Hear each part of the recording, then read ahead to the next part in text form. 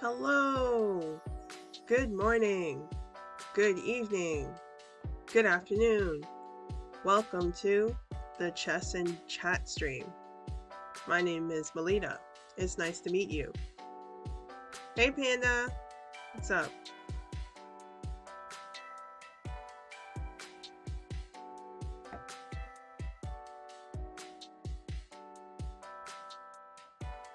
How do you have 5 losses at the beginning?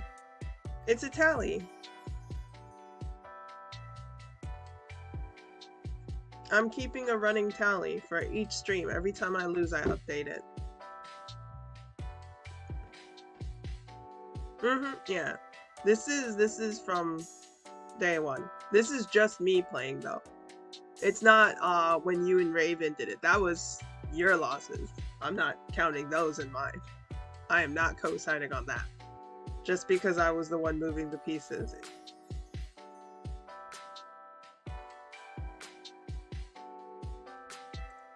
I actually got some chess books from the library. Also, Ollie did a chess stream recently, which is pretty awesome because I think the last time she did a chess stream was like a few weeks or months ago. So I think last week she did one, so that was pretty cool.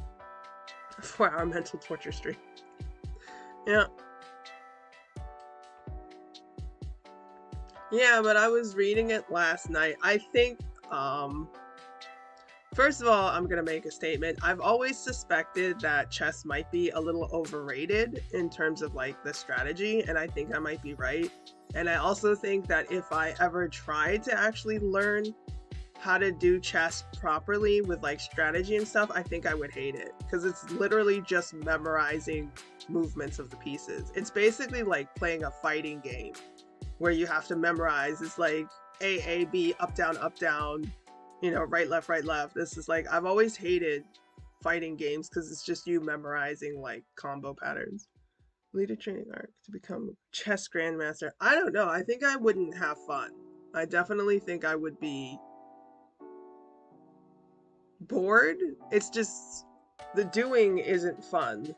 So combos, but it's chess notations. Yeah, so because the beginning of the book, it starts off explaining well, first it explains that there are 2 ways to play chess. You can just do random movements, which is more or less what I do, or you can use strategy. And then it says usually the people who use strategy will be able to beat the people who are just doing random movements. So, and I mean, that makes sense because it's like a chessboard is finite because there's only 64, I think it's 64 squares and 32 pieces. And then it's all turn-based gaming. So it's like, if you're not actually planning your moves, but the other person is, it's going to be easier to beat you. It's like playing Pokemon, where it's like, it's kind of easy to beat the other player because it's all turn-based. It's not freestyle fighting, because you have to wait your turn. So that means as long as you're playing with a purpose and a goal and a plan, you know, like there's very little your opponent can do to stop you because they have to wait their turn.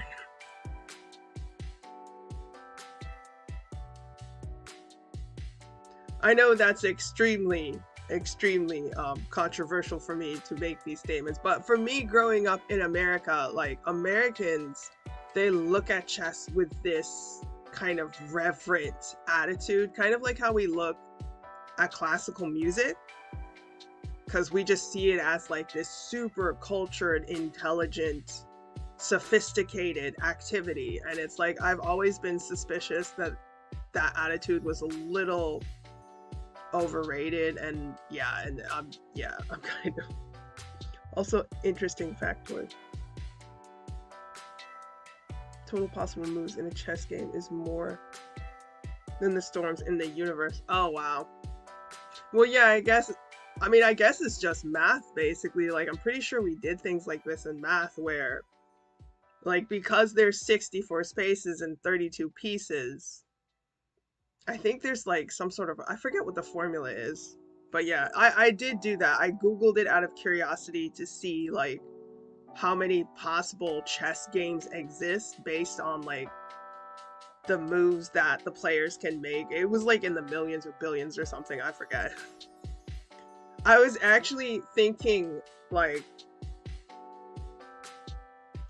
what if they like tried to change chess? Because the other thing about chess is it was developed in a time period when video games didn't exist, obviously.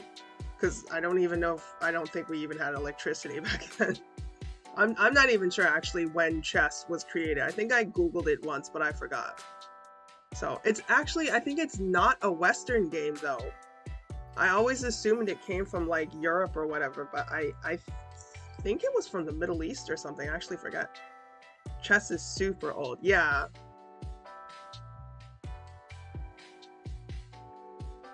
Yeah, that's kind of the thing too about, I don't know how Asian cultures are, but well, at least in America, you know, I can't just say the entire Western world because I don't really know how Europe behaves or even Canada. From an Indian game called Chaturanga. Ah, interesting. So it's Asian then. Huh. Because I guess India, well, at least in America, India is considered to be on the Asian continent, so we see it as an Asian country. Although with that said, technically Russia is partly an Asian country because part of them is on the Asian continent. Wikipedia copy paste. Okay.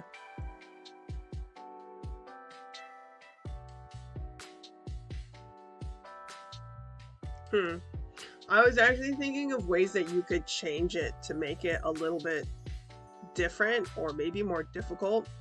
Like I was trying to think of like how you could take away the turn-based aspect of the game and kind of make it more freestyle to see if that could complicate things more. The history of chess can be traced back nearly 1500 years. Wow. To the earliest known predecessor called Chaturanga in India. In India, the prehistory is subject of speculation.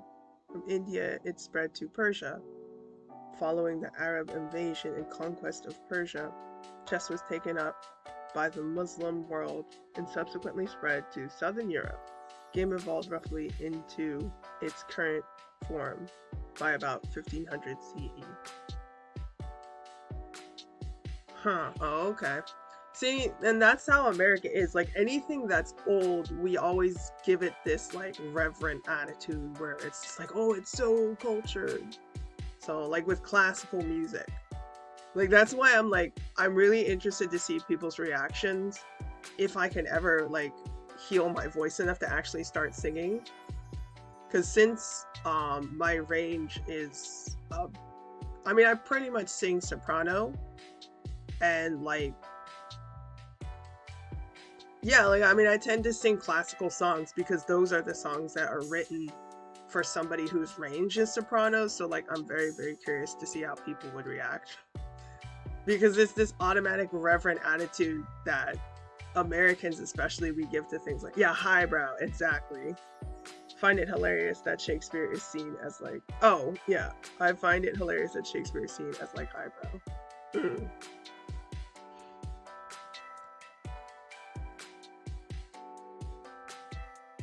Why was it considered it's basically fart jokes and dumb humor?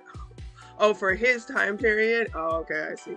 Yeah, because there was like an episode in Doctor Who, I remember, where it's, I don't even know how many millions of years in the future or something that it was.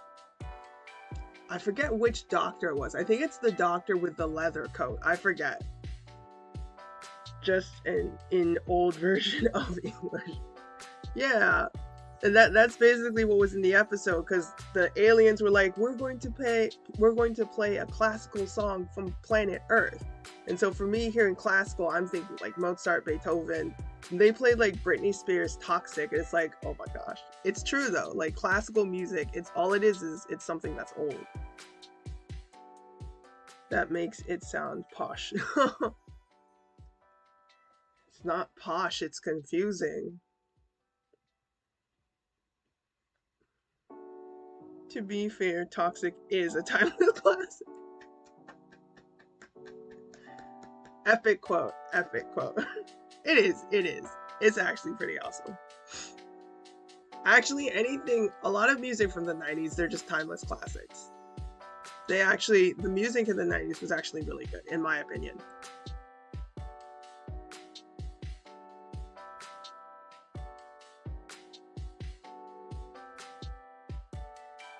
I feel like that was the last era where, like, record companies actually had any relevancy to society, because all the kids wanted to, like, oh, I want to get hired by a record label, and now it's like, oh, I want followers on social media and SoundCloud. Back in my day, we listened to real music.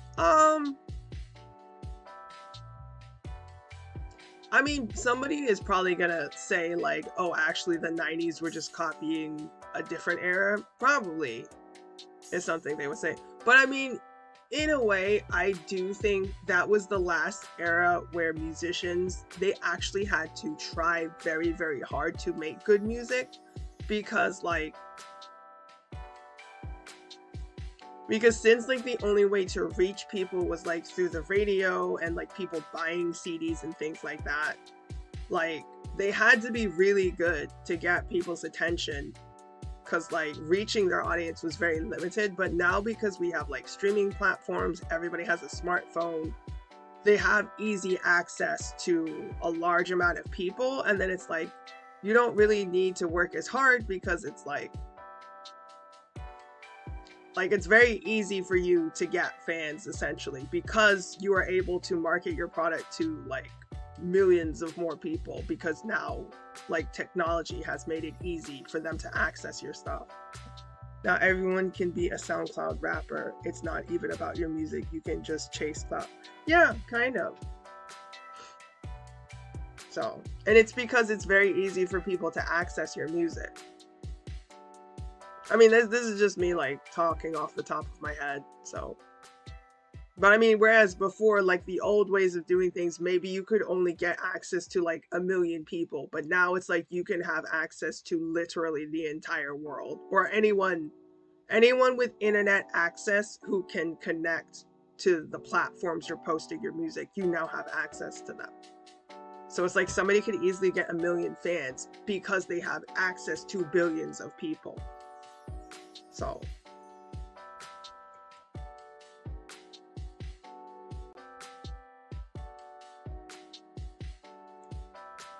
yeah, I heard that about that guy, where he started off on, like, SoundCloud.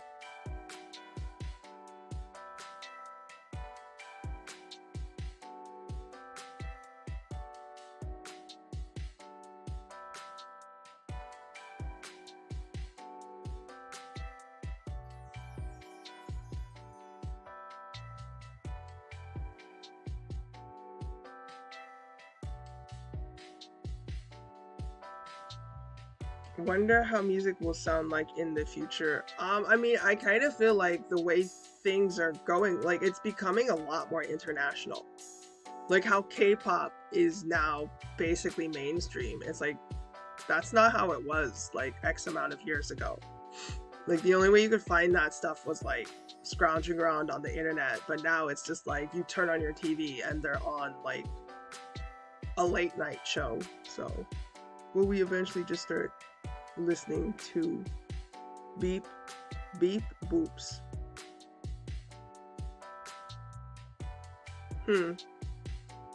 I mean, honestly, I think because the internet allows anybody to market their music to people, I mean, I think there's actually just going to be, like, tons of variety, because it's like, a talented musician, they don't need money to distribute their music, because they can just post it online for free. So, oh wait, robot noises, AI generated. Isn't that already there? Oh well, I guess if it's generated by the AI. But, like, the Vocaloid stuff, isn't that, I mean, a human being is creating it, and I guess a Vocaloid, an AI or a computer somehow is creating, the computer is doing the singing, but the music itself is created by a human. So, oh, I think that was actually, I think what you're talking about was in an anime. I think it's Carol and Tuesday.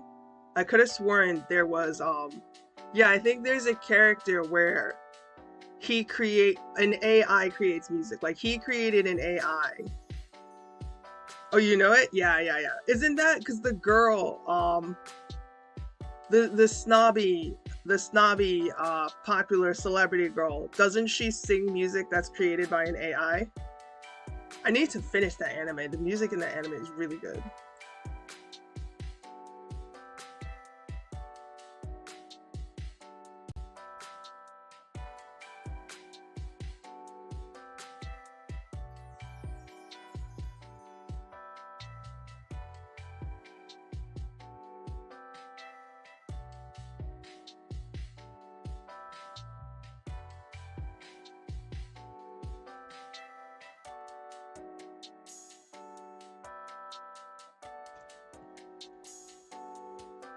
Her manager, dude, has an AI program that creates the best song based on all sorts of factors.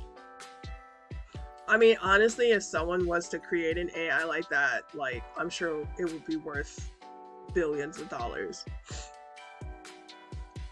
Like, if you can create the perfect song that people will actually like and enjoy, the only thing she does is give her voice. I mean, that's what happens now, because you have a lot of musicians, they don't write their own stuff. I mean, there are like some people who they do it themselves. There's, what is it, singer-songwriters? But then there are other people who, you know, someone else writes the music, so.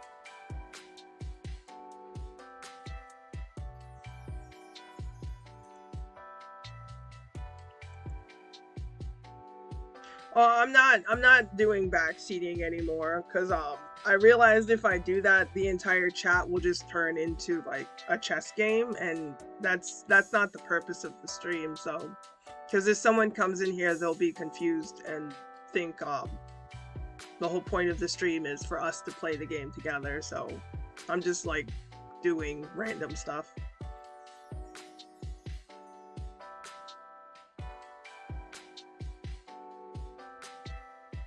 Yeah, because I mean, like, more or less, like, the puzzle and the chess stream, like, the game is actually for me to not be bored during the stream.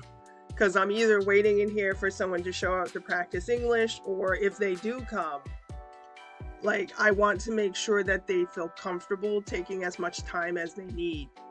Because, you know, like, for me especially, like, it's very hard for me to, like, if I was to talk to a streamer in Japanese or especially Russian, like, it would take me forever to write things. I'm really not good at communicating in real time with like written language, so okay, you can do that.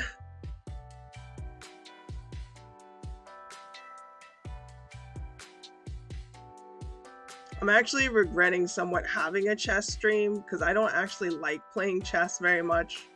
And it's not really something you can just randomly do. Like with the puzzles, I can actually complete a puzzle as long as I choose the proper level. So, speaking of Japanese streamers, have you seen?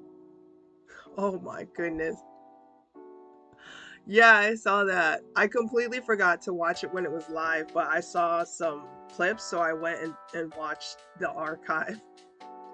They look really good. They look really good. All of them. Bae is like really cute. Cause she's not like a pipsqueak anymore. Who did the drawing? Did they mention the artist? Or were they all done by different people? Oh, okay.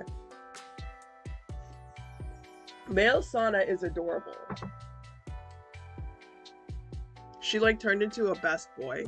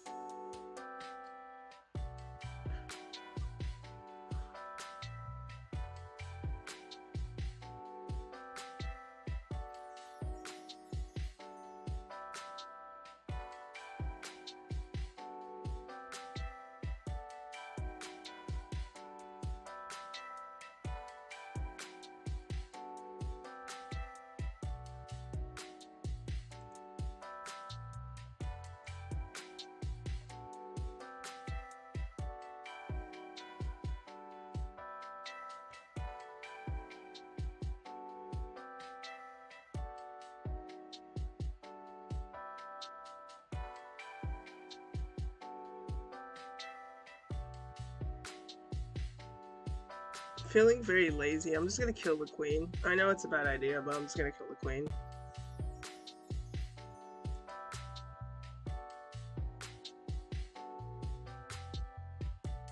I don't think they mentioned who. Oh, okay, I'm very curious who came up with the design.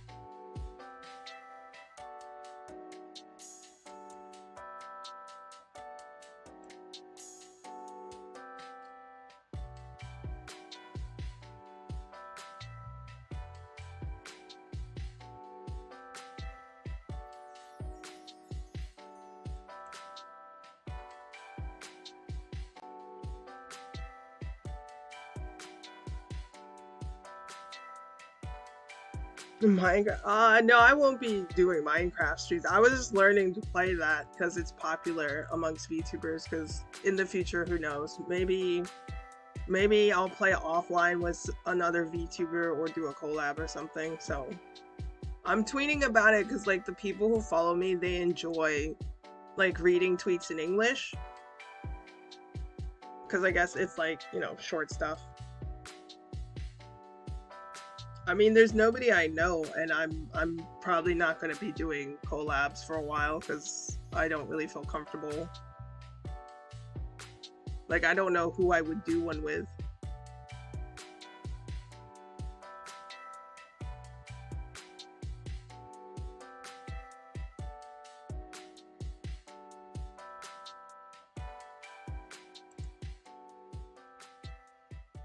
Figured the computer would do that, but I was trying to get it to move and it wouldn't.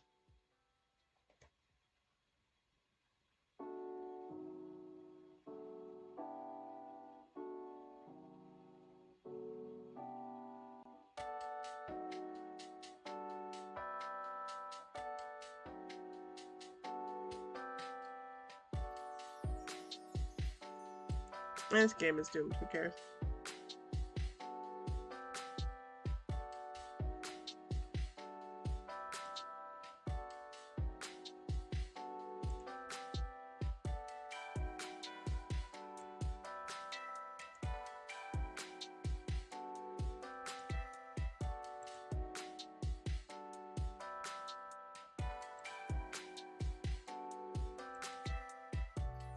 Minecraft something.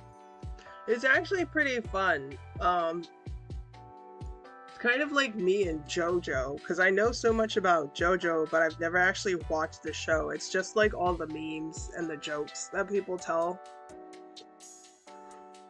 That's how I am with Minecraft.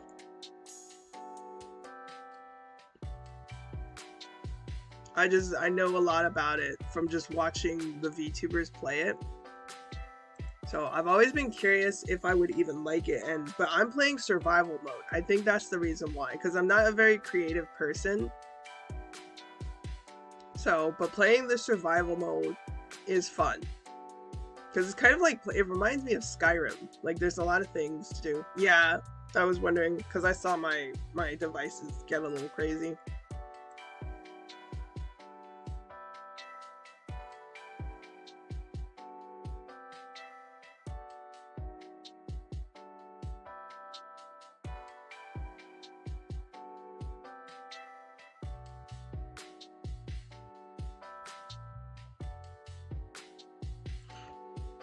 But it's interesting and fun, like, actually playing.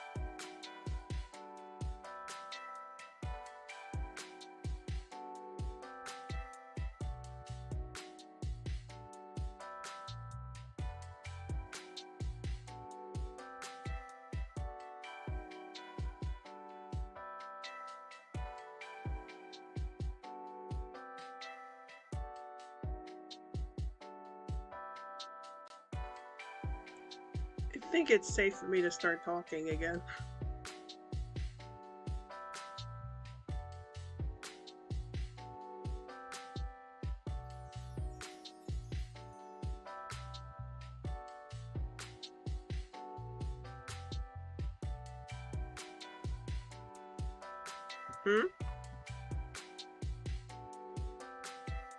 Did your resolution change, or whatever this thing is called? What is this called?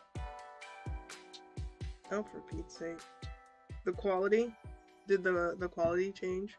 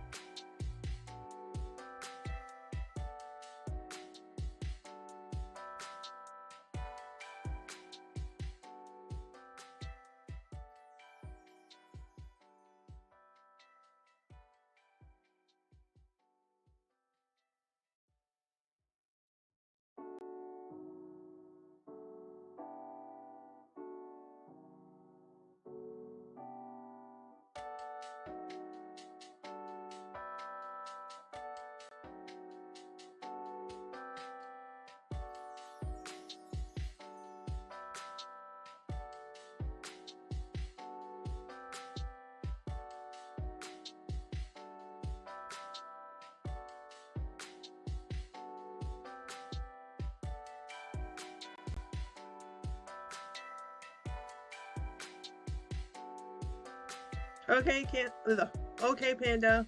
I'm guessing I can talk now. Okay, I might end up ending the stream soon though, because since I'm having so many issues. Because it's been about 40 minutes and nobody popped up to practice English, so. But yeah, be safe. Look both ways before you cross the street.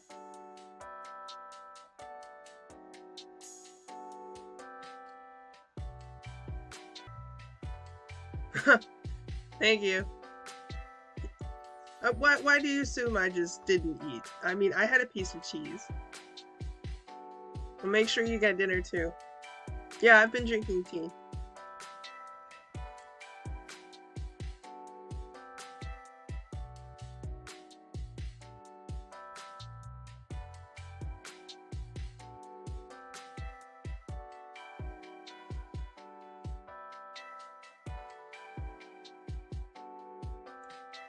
Okay, well I guess otsukare-sama since you're leaving work now.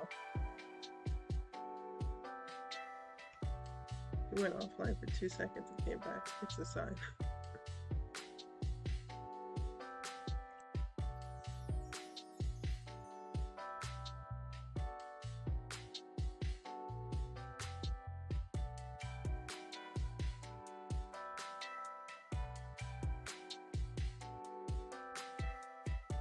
Okay, bye Panda. See ya. Thanks for stopping by.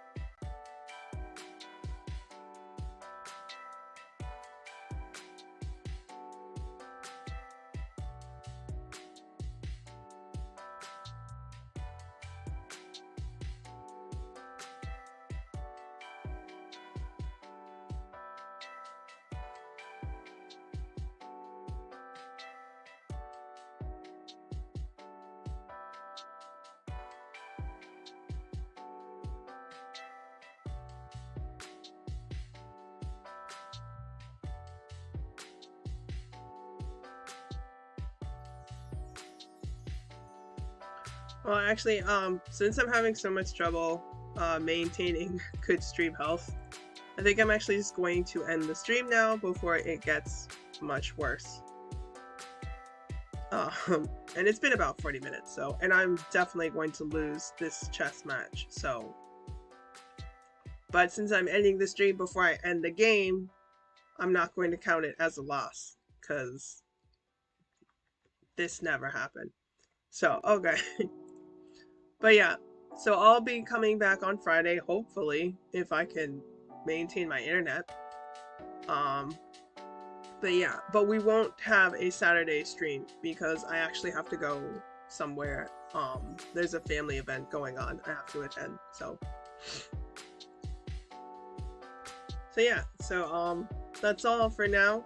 Thanks for coming to the stream. See you next time. Mata ne. Bye bye.